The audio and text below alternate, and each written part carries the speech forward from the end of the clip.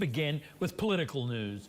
It's the eve of the primary election day in West Virginia, the climax of the first phase of the political campaigning in the 2024 election cycle here in the Mountain State. Now, on this day, before the state primary, Governor Jim Justice says that if he wins and is elected in November to replace U.S. Senator Joe Manchin in Washington, we'll see someone who wants action, not political games.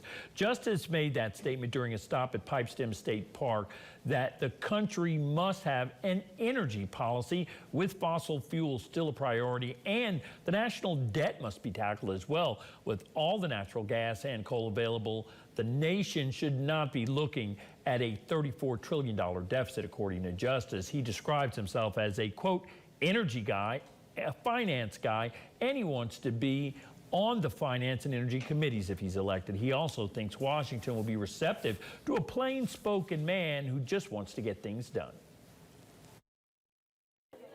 I want to do what Muhammad Ali did a long, long time ago when he stood up after he beat Sonny Liston and said, "I shook up the world."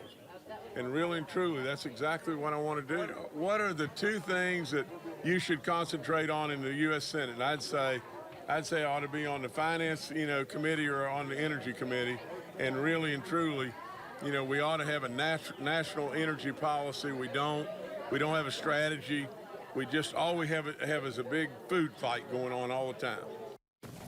And Justice is facing Republican Alex Mooney. He's the Republican from the 2nd District Congress. That's going to be tomorrow. He's going for that Republican nomination to run in November for Joe Manchin's seat in the U.S. Senate. Manchin is not running for re-election. All polls have shown that Justice is well ahead in the primary race, and the GOP is expected to win that seat in November. Ben?